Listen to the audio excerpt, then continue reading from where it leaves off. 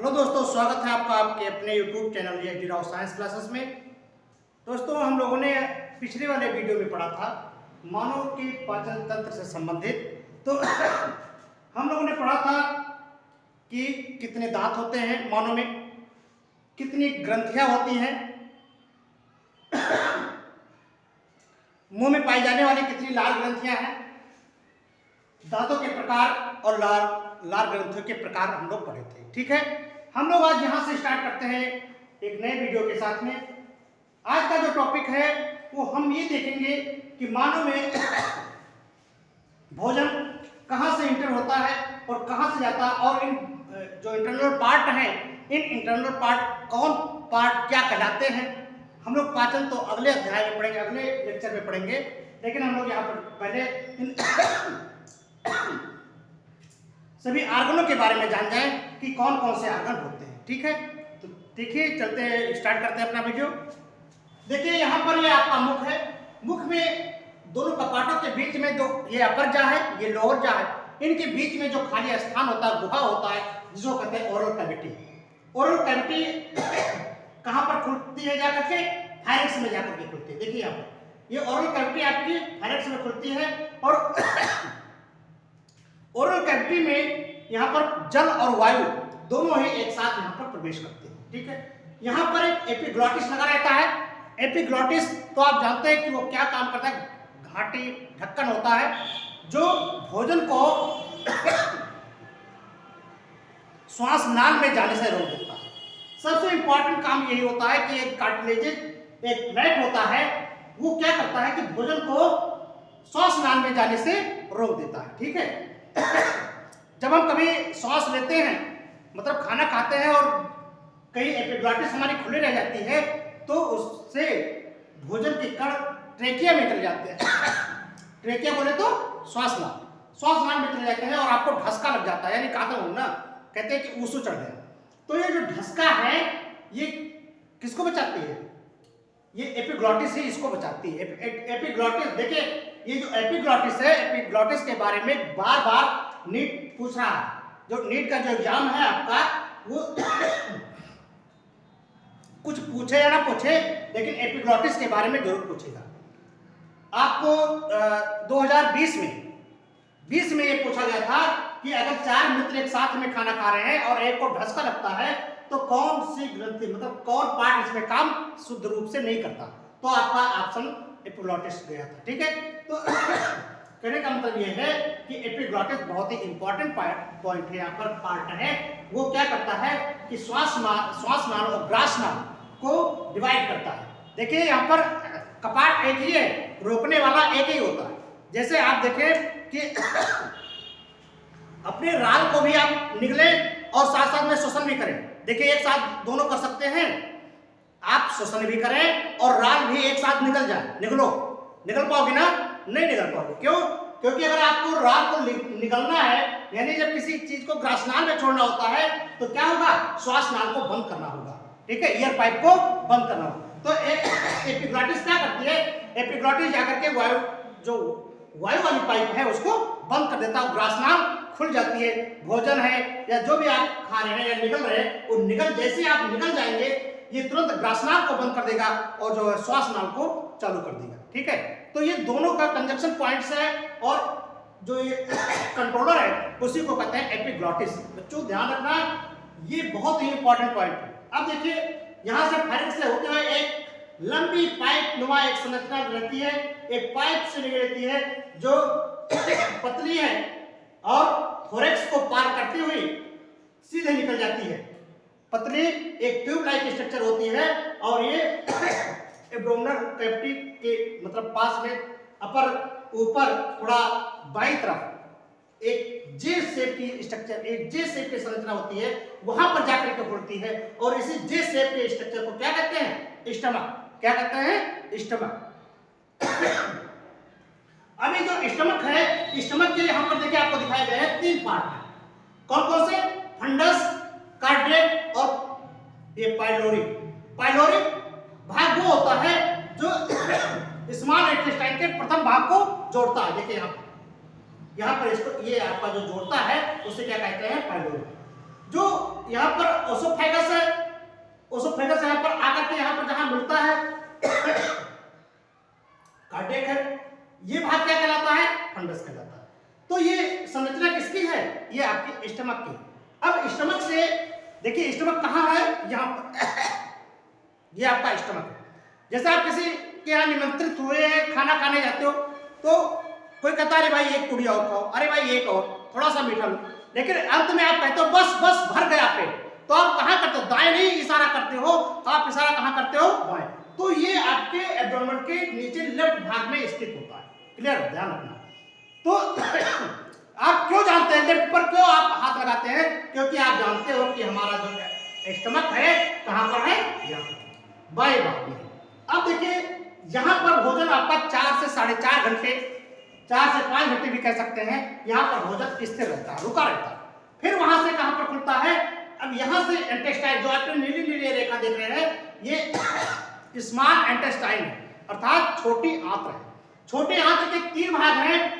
ये जो आपका यहां से स्टमक से जो तुरंत जुड़ा हुआ है, ये क्वाइल संरचना बनी हुई है, इसको कहते हैं ड्यूडेनम। क्या कहते हैं? ड्यूडेनम। फिर जो देखिए क्वाइल्ड है, देखिए इस तरह से फोल्डिंग टाइप की है, इसको कहते हैं जेजुनम। और जो हाईली क्वाइल्ड है, इसको क्या कहते हैं? इलियम। तो यहाँ पर क्षुद्रांत के 3 भाग हैं, अर्थात छोटे आंत के 3 भाग होते हैं, ड्यूडेनम, जेजुनम और इलियम। जो इलियम का जो मुख होता है, इलियम कहाँ खुलती है? लार्ज इंटेस्टाइन में खुलती है, यानी बड़ी आंत में खुलती है। ये देखिए अंतिम सिरा है इसका, और ये कहाँ खुलती है? इलियम लार्ज इंटेस्टाइन में खुलती है। ये देखिए लार्ज इंटेस्टाइन है आपकी। लार्ज इंटेस्टाइन के भी 3 भाग होते हैं। क्या होते हैं? सीकम, कोलन और रेक्टम। देखिए सीकम है आपका, ये आपका कोलन है, और ये आपका रेक्टम है। सीकम, कोलन और रेक्टम ये लार्ज इंटेस्टाइन के भाग होते हैं।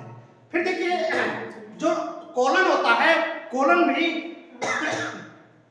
3 भागों में बटा होता है। कौन कौन से? एसेंडिंग कोलन, ट्रांसवर्स कोलन और यह है डिसेंडिंग कोलन। ठीक है, डिसेंडिंग कोलन। कोलन के कितने भाग हुए? 3 भाग। कौन कौन से? एसेंडिंग, ट्रांसवर्स और डिसेंडिंग। और डिसेंडिंग जो कोलन होता है, ये जाकर के कहां पर होता है? Descending colon is opens into rectum. कहां पर खुलता है? ये रेक्टम में खुलता है, और यहां पर पदार्थ इकट्ठा होता है, जो अपचित पदार्थ है इकट्ठा होगा और एनएस के थ्रू शरीर से बाहर निकल जाएगा। तो ये प्रोसेस हुई है क्या? डाइजेशन की। हम लोग अब एक एक लेकर के पढ़ते हैं। चलिए हम इसका एक्सप्लेनेशन करते हैं। पहला है ओरल कैविटी। पहला पॉइंट है आपका ओरल कैविटी। तो देखिए फर्स्ट पॉइंट क्या है? Oral cavity Leeds into a short part of pharynx। आप लिख सकते हैं ओरल कैविटी लीड्स, कहां पर खुलती है? ये शॉर्ट फायरिंग्स। कहां पर खुलती है? ये फायरिंग्स में खुलती है। ठीक है, ये आपकी जो ओरल कैविटी है कहां पर खुलती है? फायरिंग्स में खुलती है। Another point, oesophagus and trachea opens into firings. ये आपका ओसोफेगस है, ग्रासनाल है, ये और ट्रेकिया जो श्वास नाल है, दोनों बाहर कहां पर खुलती है? फायरिंग्स में खुलती है। तो एक पॉइंट और लिखे, द ओसोफेगस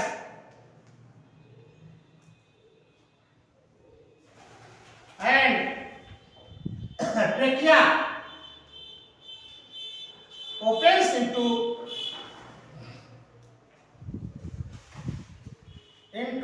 pharynx। तो आप समझ गए कि pharynx कितना इंपॉर्टेंट है। कहां पर खुलते हैं? ये जो ट्रेकिया, ये ओसोफेगस है, और ये ग्रासनाल हुआ, और ट्रेकिया दोनों कहां पर खुलती है? pharynx में खुलती है। अब बात किसकी आ गई? ग्रासनाल की। ये चीज ध्यान रखना है कि ग्रासनाल में कोई पाचन नहीं होता। ग्रासनाल में कोई पाचन, मतलब ओसोफेगस में कोई पाचन नहीं होता। यह भोजन मिला और यहां से होकर के सीधा आपने एपिग्लॉटिस खोली, यानी दरवाजा खोला, और भोजन सट से नीचे होकर के कहां पर हो जाता है? यहां पर धीरे से आकर के स्टमक में इकट्ठा हो जाता है। अनदर पॉइंट है, अब यहां पर एपिग्लॉटिस की बात कर ली जाए, the cartilages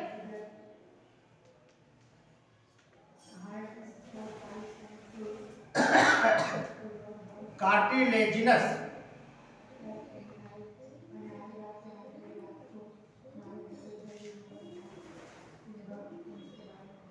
fat called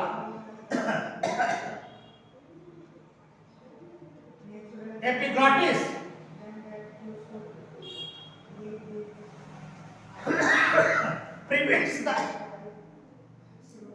prevents the entry of food,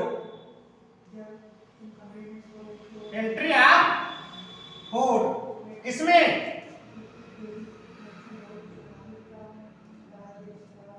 entry of food the glottis जाने से रोक देता है। Glottis opening of the windpipe, opening of the windpipe during to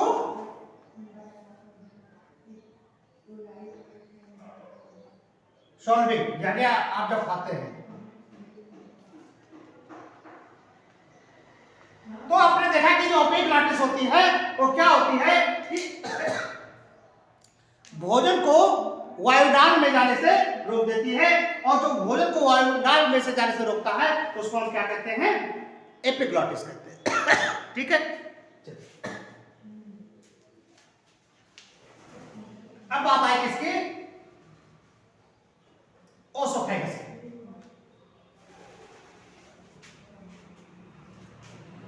the oesophagus is thin long tube like structure, लिख सकते हैं आप, the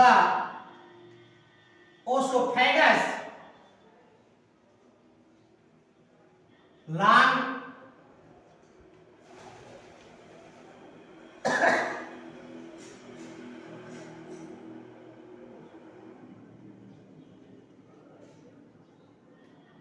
is thin long pipe with extend posteriorly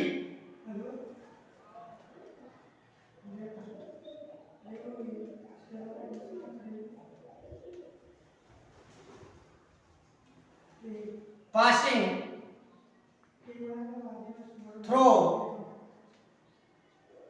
the neck, किसको पार किया है, नेक, थोरैक्स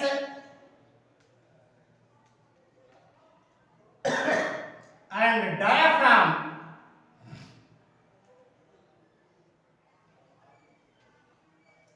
and leads ये जे shape structure या जे से बैग लाइक स्ट्रक्चर जब सिकुड़ा रहता है तो बिल्कुल जे के आकार का होता है। ठीक है, तो thorax and diaphragm and leads to जे से, कैसे होता है, जे से, याद रखना इसको, इसका आकार होता है जे से, बैग लाइक स्ट्रक्चर, जो बैग लाइक स्ट्रक्चर होता है दैट नोन एज स्टमक।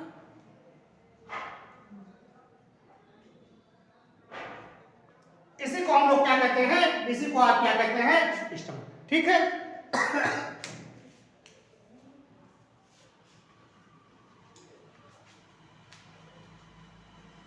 कहां तक बात हो गई, स्टमक तक। अब स्टमक के पार्ट, स्टमक के कितने पार्ट हैं,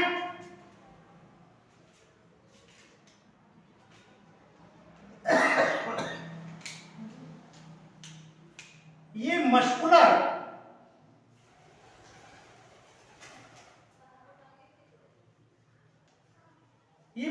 स्फिंक्टर रेगुलेट्स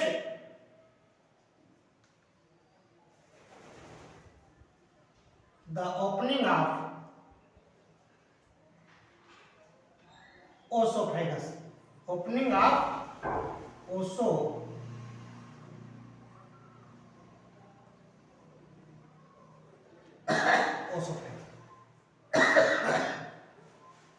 ग्रसिका का आमाशय में खुलना एक पेशीय अवरोधनी के द्वारा नियंत्रित होती है। इसकी हिंदी क्या होती है कि ग्रसिका का आमाशय में खुलना, ग्रसिका का आमाशय में खुलना एक पेशीय अवरोधनी द्वारा नियंत्रित होती है। क्लियर?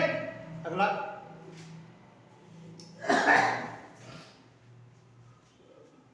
अब स्टमक के बारे में देखिए क्या है।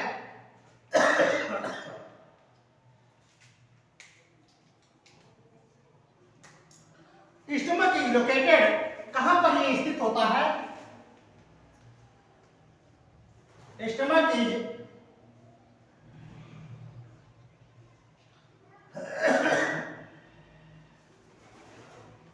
located in the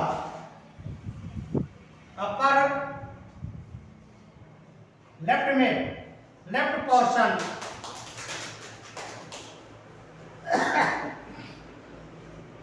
of the abdominal cavity।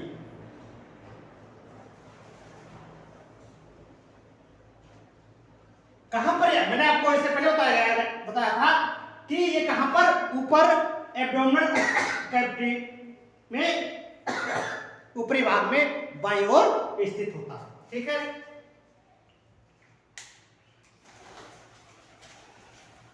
There है, माने उसके 3 मेजर पार्ट्स, 3 मेजर पार्ट्स। कौन से इसके मुख्य भाग हैं? ये कार्डियक पोर्शन, देखिए ये क्या है? ये कार्डियक पोर्शन, माने एक है cardiac portion,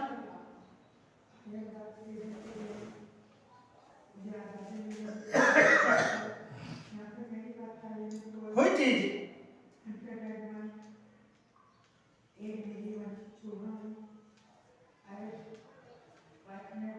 which into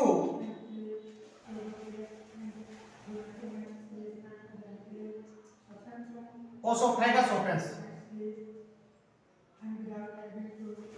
oesophagus opens, जहां पर ओसोफेगस खुलती है। ये वाला भाग, ये वाला भाग कहां है? कौन से रीजन में आएगी? कार्डियक रीजन में आएगी, जहां पर ओसोफेगस आपका खुलता है। ठीक है?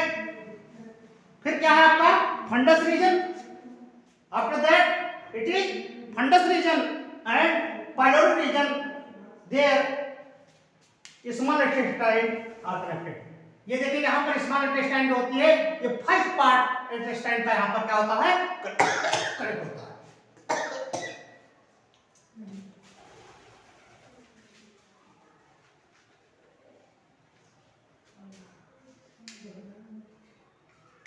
तो ये आपने देखा कार्डियक रीजन, ये फंडिक रीजन,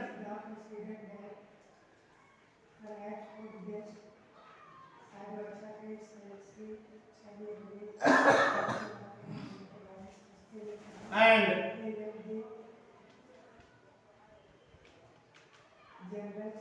पाइलोरिक पोर्शन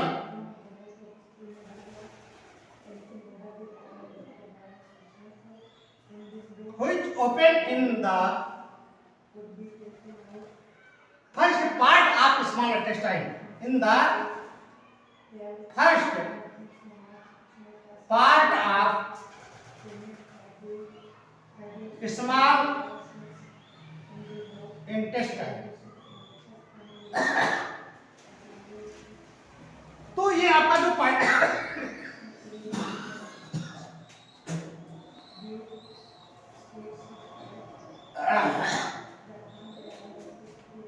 ये जो आपका पाइलोरी रीजन है, ये वहां पर आकर के खुलती है जहां स्मॉल इंटेस्टाइन के का पहला भाग मिलता है। ठीक है?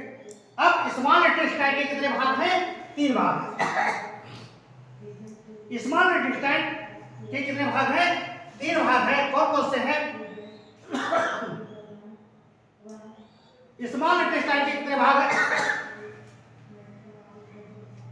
स्मॉल इंटेस्टाइन के तीन भाग हैं। कौन कौन से हैं आपके?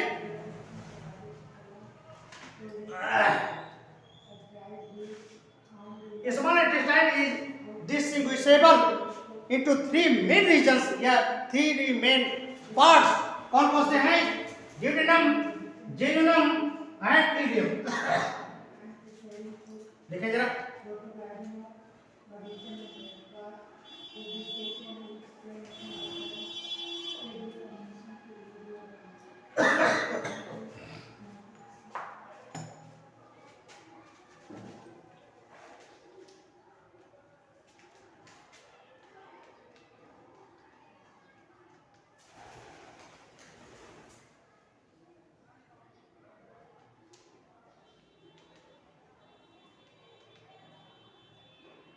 distinguishable into three region।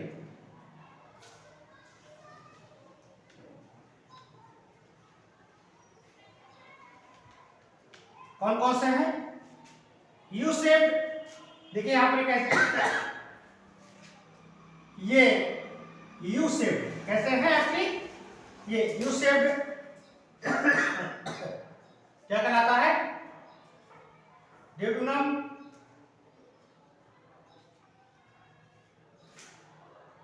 Another ये लॉन्ग कॉइल्ड,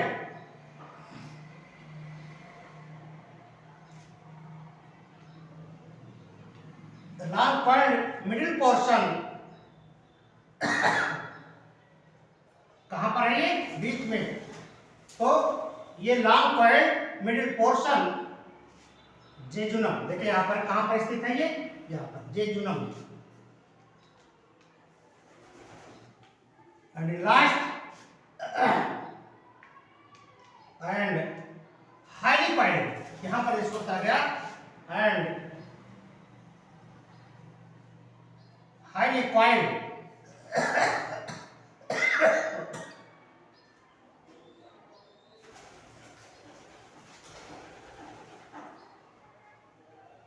क्या है? इलियम। तो three major parts of small intestines. First jejunum, जो किससे आकार की होती है? किस आकार की? U shaped in middle parts jejunum and last ileum. Ileum opens into large intestine. जो आपकी इलियम होती है, जो सबसे जो हाईली कॉइल्ड होती है, it opens in large intestine। Large intestine is consist of three major parts that known as cecum, rectum and colon। इसके तीन जो आपके लार्ज इंटेस्टाइन है, अर्थात हिंदी में इसको बृहदान्त्र बोलते हैं, बड़ी आंत है। इसके तीन भाग हैं। कौन कौन से? Caecum, colon and rectum. And colon is also divided in three parts like ascending colon, transverse colon and descending colon।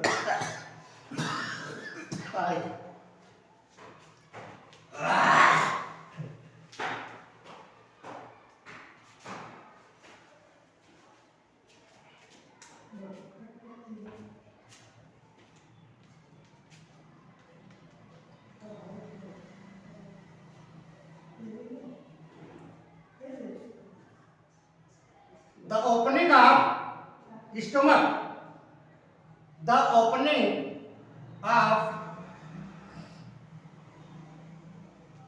stomach into jejunum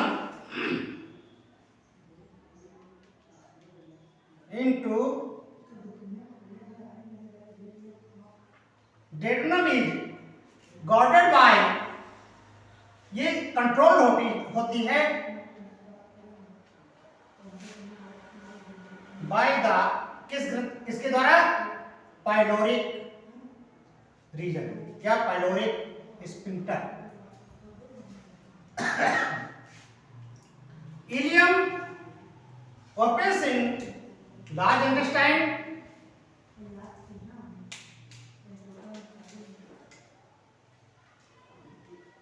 ileum opens into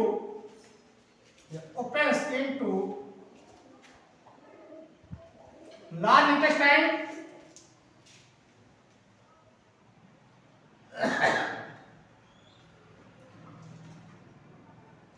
and large intestine is consists of three major parts that's known as cecum, rectum and colon.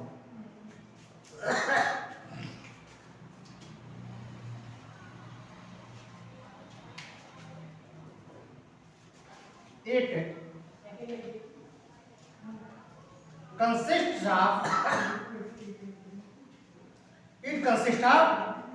cecum,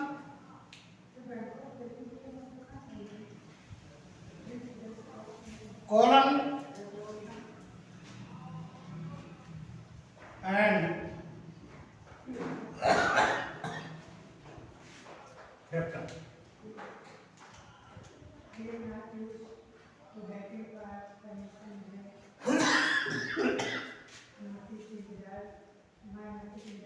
तो देखिए caecum, colon और rectum में divide होती है, मतलब इसकी बनी होती है। फिर क्या होता है कि जो आपका कोलन है ये भी 3 भागों में बटा हुआ होता है। डिसेंडिंग कोलन, इसको कहते हैं ट्रांसवर्स कोलन, और ये डिसेंडिंग कोलन। फिर ये कोलन जाकर के कहाँ पर खुलता है? रेक्टम में खुलता है, यानी मलाशय में खुलता है, और मलाशय से आपका जो अपचित भाग है शरीर से बाहर निकल जाता है। बच्चों, ये वीडियो आपको कैसा लगा? अगर ये वीडियो आपको अच्छा लगे तो इसे लाइक करें, दोस्तों में अधिक से अधिक शेयर करें, और अगर चैनल पर पहली बार है तो इसे सब्सक्राइब करें।